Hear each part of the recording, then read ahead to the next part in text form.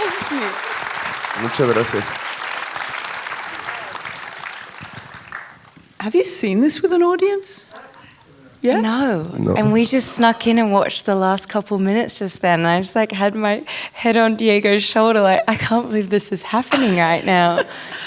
It is. I don't know how you're all feeling. I only got the last couple of minutes and I'm like overwhelmed. You've been doing this the last 3 hours and 8 minutes. So if you need a minute, that's okay. If you need a minute, we can just wait. Oh my God. That's a lot to take in. Are you all right? Are you okay? God, yeah, I saw the film a couple of days ago, and I have to say, like, you may have an effect from this film as you go moving forward.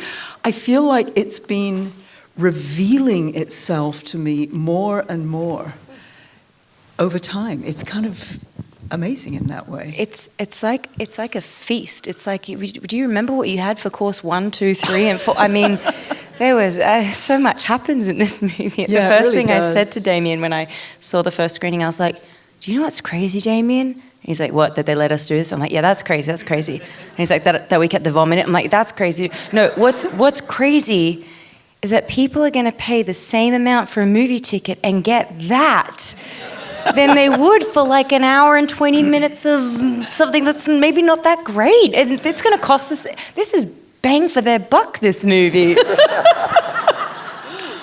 Yeah. Did you realize that when you saw the script? Either of you. What did you feel when you read the script? I mean, when you first saw the script, what did you think? So the first thing is like,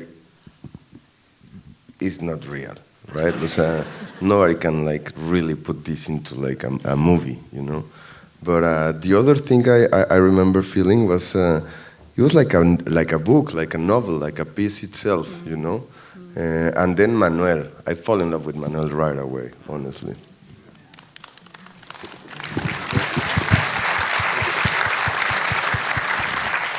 How about you? What was your first reaction? And was it, for each of you, was it, when you first connected with it, did you look at it, the script, and say, that is a character I really want to play? Or did you look at the script and say, wow, this is really interesting? Both, but probably the former even more. Usually my reaction to reading a script is about the movie, the filmmaker, how it's going to come together, and then I think about the character. Nellie, like, grabbed me. Like, so many times I also read a script and I'm like, I'm not the right actress for this, but I know who is. And then I go back and pitch like 5 different actresses, and my team's always like, you don't work for them. What are you doing? But this I've never felt this way reading a script where I was like, I have to play her. I have to. Please, she's mine. Please, please, please. And I have to be a part of this. It just felt like this was going to be a movie that's going to stand the test of time. This is going to be a movie that people reference in 10 or 20, 30 years' time, the way, you know, we talk about, you know, movies from previous decades. I was like, I want to be a part of the legacy. I want to be a part of cinema history. I want to be a part of one of the films that bookmarks our time in Hollywood. Yeah. So it was a combination of the script blowing me away, the you know, intense desire to work with Damien. I've loved all his films, and also just Nellie, like, yeah, she like jumped off the page and like grabbed a hold in the front of my shirt, and I was like, whoa, we need to do this. How about you with Manny? Honestly, at some moment I thought that Damian cast someone else, and I had just the feeling like it's not me, you know. I'm not going to be the actor that performed Manny, but this was during COVID, and I had the script, and I just kept reading it, like over and over, and playing with my roomie at the time, like just for fun, playing B. Manuel. So I think I fall in love with Manuel, or with Manuel, like with Nellie. Like I don't even care if he loves me back. I was just there, you know. So yeah. This is an extraordinary. I mean, as you say, this is like being a part of film history. It's almost like a film within a film within a film. You know, in terms of the layers that get unpeeled as you go into it.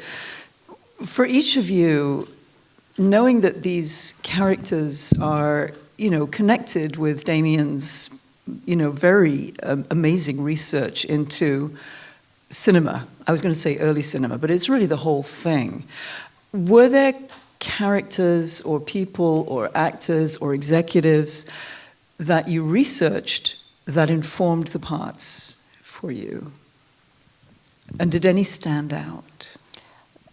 For me, yes, to answer your question, Damien's knowledge of so many things, but one of his things that he has an encyclopedic knowledge on is this time period, the people, how they all interwove and cross paths, and so many things that you see in this film are derived from stories either that were sensationalized in Kenneth Anger's Hollywood Babylon or just things that he's read elsewhere.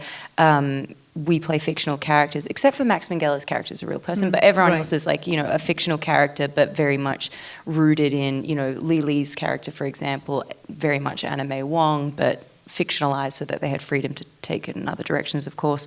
For me, Clara Bow was a huge influence on Nellie, and Damien actually had me look at quite a few different actresses. I found Joan Crawford so mesmerized, like her energy in films, that I was like, maybe that's more Nellie's energy. But Clara Bow's in her early work. Yes, yeah, in her early work. Yeah, yeah, like Dancing Daughters and stuff. But Clara Bow's childhood was the foundation of the character, and for every character I play, I go back and like invent their childhood, and so it was just great to have that childhood ready made, and you truly couldn't find a worse childhood than what Clara Bow experienced. So knowing that and imagining that that's where Nellie came from, I could really rationalize anything she does in this movie, and she does some crazy things. As you know. Were there people that you found that informed the work? Well, I knew about Guillermo Novaro, the Mexican actor, Dolores del Rio, and a couple of, just one decade, like 10 years after Babylon, like during the 30s, is like the golden age of Mexican cinema, no? With I mean, even Buñuel went to Mexico and started making Gabriel Figueroa. But from the 20s, Demian talked with me about René Cardona, this Cuban producer. But something very special for me is I don't have a face of a Latino successful during the 20s, like openly Latino, for example. I mean, Guillermo Novaro tried several times to be from Spain, but he was Mexican. Now we know. Even Manny lies about it, no? Where are you from? Madrid, Spain. But no, I didn't have like a particular character to go for to research. But Demian showed me this beautiful book, because Demian is like an encyclopedia. And he gave me this book, The Paradise Goes By. And it's a book with a lot of interviews of workers in the film industry. A little late, like from the early 30s to the 40s. And I realized that there was a lot of Filipinos, Latinos, Italians, like people from all over the world, all the pioneers, and it was people that was walking on the street and, hey, you want to be AD? Yeah, okay, and then literally build a career, with that. So that happens to Manny too. So not one particular character, I think I research more like the whole Latin community at the moment. That's really interesting, because I found that as I watched the beginning of the film, it's like, in our very politically correct time, it's like, essentially everything that could be, every trope that could be seen as racist or sexist or homophobic or sizist or whatever is blown out of the water in that first scene. I mean, it's just, and I found myself going to that place of, because we've become so entrenched in this, with these rules of who you see and what you see. But I think that actually this is kind of like getting back to the roots of what was actually happening then. And it's fascinating to see that depicted in that way. Totally. And looking at that scene, so it's all choreography. So how, the staging of that is extraordinary. What was that like? I mean, can you describe a day on set in yeah, like okay, just go there. It's kind of like what you just saw. Yeah, right. The first dance party, and there's the film is kind of bookmarked with 4 parties, really, if you include the blockhouse as being a party that you really want out of. It's kind of just showing like how the movie kind of, how all their journeys of, evolve and devolve. And the first party, Don Wallach's house party, one of the greatest one is that I hope will be studied in film schools. But we're all together, and I think you're chasing a chicken who's stolen some coke, and lots of things happening. But it was a beautiful one-er, and we choreographed it the weekend before. I mean, obviously Damien storyboarded this whole film. These things have been he's been thinking about this movie for like 10, 15 years. So, but closer to actually shooting the scene, all the crew, key cast, key dancers, etc. We all went to the Ace Theatre, the weekend before, and just drilled that one camera move again and again, so that on shooting day we could kind of get it. And then we shot the party for about 2 weeks. Wait, one shooting day you got it? Oh no, we rehearsed before that was on our weekend. Then we started shooting it. Got it. Okay. And then it was like going into a party like that just went for 2 weeks. Like it just it never ended. I loved it, actually. I was having a hell time. It was great. Like the Twilight Zone. Yeah. No, you'd come out and then it would be daylight, and it was like, it was so confronting. You were like, oh, what are we doing? And I shout out to the background artists of Los Angeles, the most uninhibited human beings around, and performers. And modesty went out the window very quickly. First 3 takes, everyone runs in with a robe. After that, everyone was like, whatever. So, again, the other thing that's become a big thing is having, I was going to say a modesty curator, it's not right. Intimacy? An intimacy coach? Coach, yeah. Yeah, which we had. Yeah. Who Like 30. Yeah. Incidentally, he kind of like kicked, is his name Michael? I'm blanking on his name right now. You had a male Michael? intimacy coach, it was Michael. I met him on Wolf of Wall Street back when intimacy coaches didn't exist. Really? And he was helping choreograph the orgy I walk in on, and so many orgies have been in my career. This is exactly what my grandparents thought would happen if I moved to Hollywood. So he was helping choreograph that. He wasn't an intimacy coach on that film, but I think from there everyone was kind of like, it's very helpful having someone to help kind of choreograph this, make sure everyone feels good and okay, and like you have all your systems in place, like you do a body map and you do all these kinds of things, and then you kind of can go for it because everyone knows what the boundaries are. It's really helpful.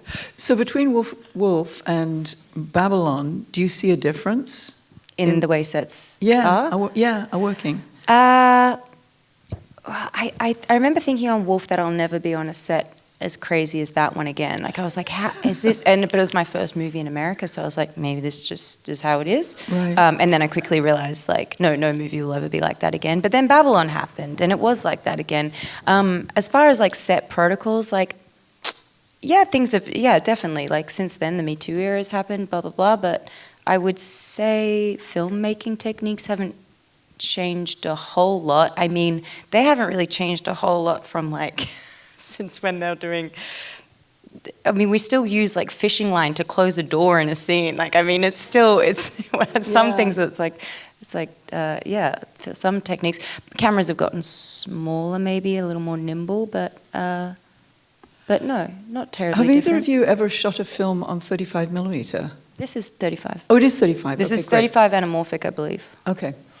I was hoping you were going to say that. I wasn't sure. We shot I, Tonya on 35, but that was 2 perf because we didn't have much money. Yeah. I remember that too. Yeah. But interesting. No, Linus is a film purist. So is Damien. Linus, our DP.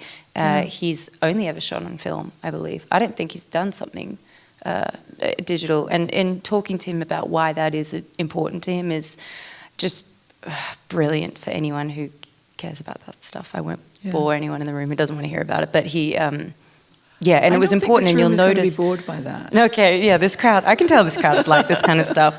But yeah, he really pushed the film stock in this film. You'll notice like the outdoor scenes, like with the, when we're shooting outside and the sun, the sky doesn't look blue, it looks white. Right. He's overexposed it, like he's pushed the film stock as far as it can possibly go, and then some. So things like that, and then the interiors, Don Wallach's party, for example, all these like, very like Barry Lyndon rich colors, and like it's so sumptuous, like it's like a feast. But yeah, I feel like if you hear him talk about it, he's far more eloquent than I am when it comes to talking about film. But particularly why it was just beyond like the wanting to do this the way they made the movies back then. Of course, we wanted to shoot on film. Of course, Damien's always going to shoot on film. But just stylistically and aesthetically, why that choice was important is fascinating. Yeah. It's interesting too, just because scene 7, there is so much in the film that really eloquently looks at that change over time from into sound, and there are lots of films that actually do stuff about that change over time, but this does it so eloquently. And I think that the scene that you do, the scene 17 film scene. It's hilarious, but it's great because it goes through all the technical stuff that we forget about and puts it into real time.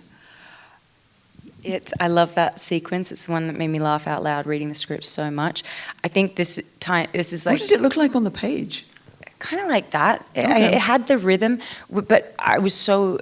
Tom Cross, who edited this and does Damien stuff, that's where you see like his editing work at its absolute finest, building that repetition to kind of like give signal to the audience what this process is like, what you do first, blah, blah, blah. But then also like building to this crescendo that it gets to is just, I think, so clever on his part. But yeah, that scene, I think what this movie does, we have seen on screen the depiction of like silent films, now talking films, like Singing in the Rain being the most prominent example, of course.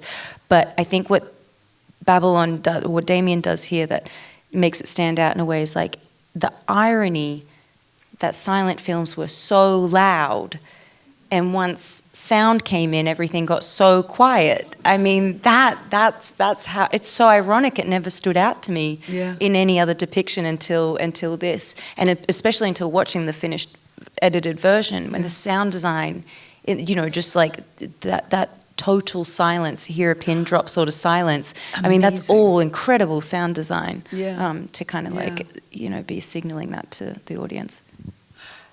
Yeah, like everything in the film is so beautiful. The sound design, the composing, Justin Hurwitz, right? Is there a Mr. and Mrs. Hurwitz here tonight? There they are! Hello! Thank you. How are you feeling? Are you so proud? Justin Hurwitz, who did all the music and did for La La Land, does a brilliant composer. That's his parents right there. Yes.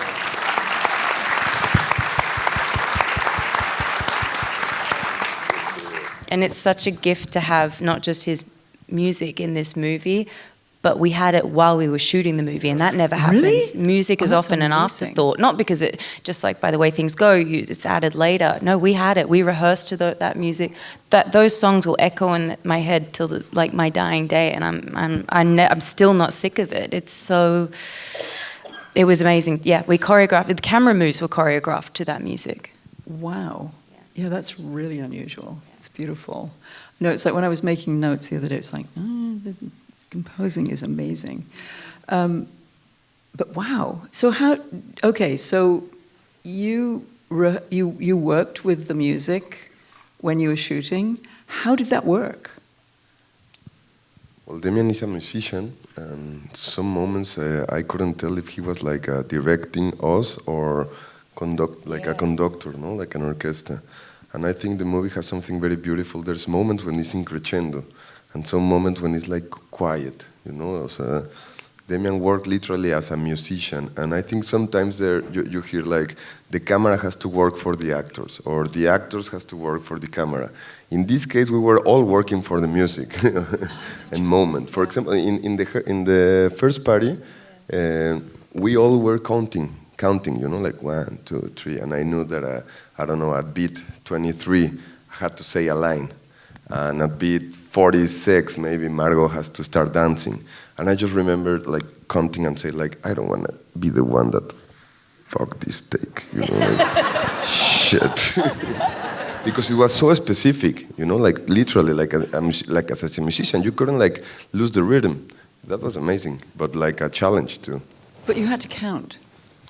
Like we were all counting, like everyone. I don't know, everyone. We had stunts, people falling from the roof, doing like a stunt with a crane moving in. I mean, not just to get the shot, but so no one got hurt. Everyone was like 1, 2, 3, 4, and 2, 2, 3, 4, and 3, 2, 3. I mean, I don't know if you remember, 2, 3, but in the end of the party, so when I finally got the chicken and I closed the door, and there's a bottle, right? Like going to the door and breaking.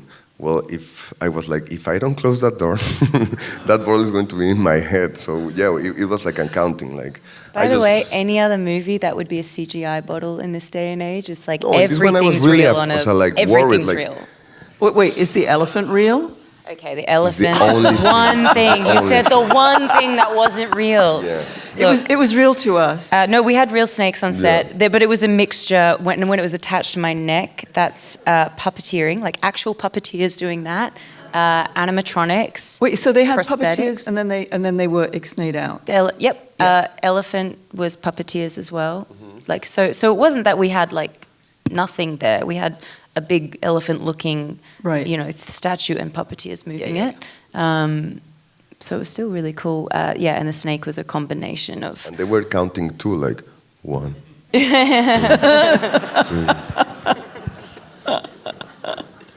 So the elephant didn't actually poop on set. And I'm glad. Can you imagine an elephant in that kind of party? I mean.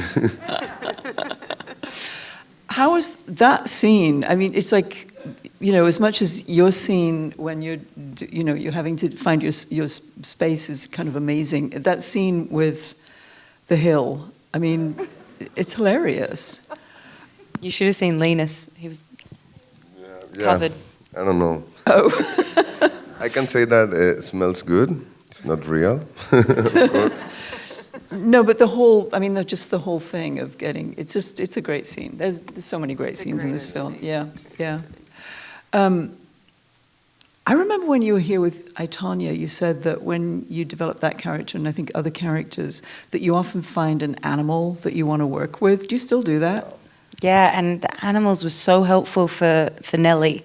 So I work with a movement coach and do animal work, which maybe if you went to drama school or something you knew about. I didn't know about it because I didn't go to drama school, and then I like try and do all these other, try and learn as much as I can after the fact. So when I started doing animal, I, Tonya was the first time I did animal work. Yeah. Found it really helpful, and have done it with every character ever since. And some characters need the animal a little more, some less. Nellie it was so helpful for Nellie. She was 2 animals. She was an octopus and a honey badger. Nice. I know I sound like a lunatic right now, but only 2? Just 2.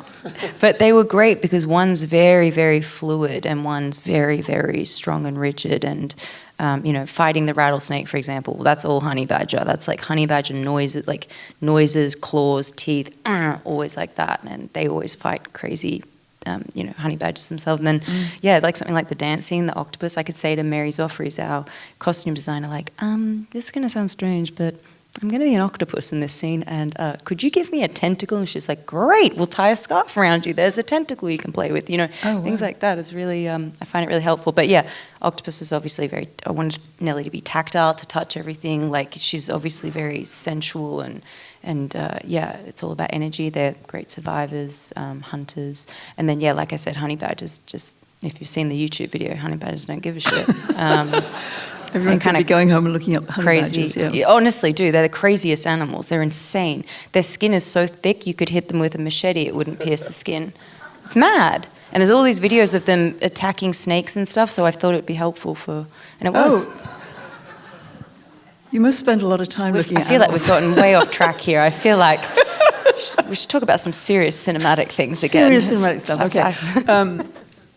Okay, then your two characters seem to me to embody two different parts of what we love about cinema, or the way, the way that people engage with cinema. I mean, I love that your character is just in love with this abstract idea of whatever it is. And then, and he comes into this world with incredible talent, not knowing what he wants, so it's like being completely open. And then your character comes in with, she's obsessive, she's addicted, essentially, to it, very ambitious. And it almost seems like the two characters are like opposite sides of what we love about cinema. And then the thing that connects you is love. And it's just, I love the way that comes together through the duration of the film. But was there any work that the two of you did together, with Damien or without Damien, where you were looking at the relationship between these two people? Well, yeah, we did, but I think we always work with Damien. No, we worked with him, and I remember something that in the rehearsals came. The idea of like Manny sometimes is like a father to Nelly, or he projects that kind of energy. But when we were shooting the last scene in the cafe, when they're like, Manny's crying, like just come with me to Mexico, we can be happy. It's like Nelly realizing like, oh no, this is a kid. He's a kid now, and I love that kind of roles when the energy changes. It's fluctuating all the time.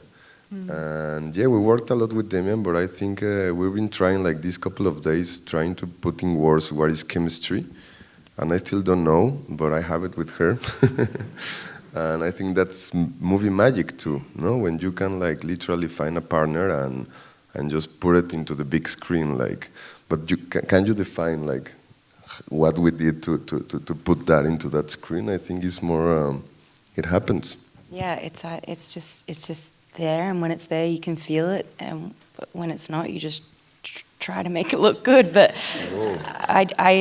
you just don't. I don't know. I don't know how to describe chemistry, and I don't know. Yeah, it's the minute we were standing. We read together over Zoom. We did chemistry. I read with a couple of actors, and it wasn't until we were. You did a Zoom thing to because see if you were going to be able to work together. We had to do it over Zoom because of the pandemic. Yeah. And then when there was the opportunity to actually be in real life together, we were in Damien's backyard. He shot it on his iPhone, and it was the first time we were face to face, and it was just like we all knew it. It was just like, whoa, what is happening? And you'd actually been cast at that point. It wasn't a test. No, I had been cast, but right, Diego okay. hadn't been cast yet. Yeah. Yeah, so we were. I own her. No, you got. So the backyard iPhone. Damien has like the whole movie. Diego, Damien, and Olivia, who's one of the producers, also Damien's wife, also plays Ruth Adler, the director in this film. She wears many hats. She, Damien, and Diego filmed pretty much the whole film on Damien's iPhone in their backyard with Diego. And I was in for some of my scenes, but it was mainly a 3-person show. Yeah, it was like summer camp, like for 10 days rehearsing the whole movie, but that's Damien Chazelle's mind, and I can't be more grateful. I mean, this movie for me is super metafictional in the sense that, I was living in Mexico, in downtown Mexico, and 2 weeks after I was like working with Brad Pitt, and I was like doing a chemistry reading with Margot, and I literally felt like Manny. Still now, this situation right now for me, it's still like a Manny situation. Totally. In a lot of ways, Manny's still with me all the time, but I'm just feel grateful with Damien because he gave me that kind of opportunity. Not only like being able to work with these kind of genius people, also like being ready, you know, like rehearse the whole movie with the director in his backyard. I don't know if that's like the way in Hollywood. I mean, I don't know. In my next movie, I have to ask, like, oh, okay, I'm casting this movie. Can we do the whole movie in your backyard? Like, I don't know if that's going to happen, but yeah, I don't know. It's another money situation right now. And a super Manny situation. Yeah.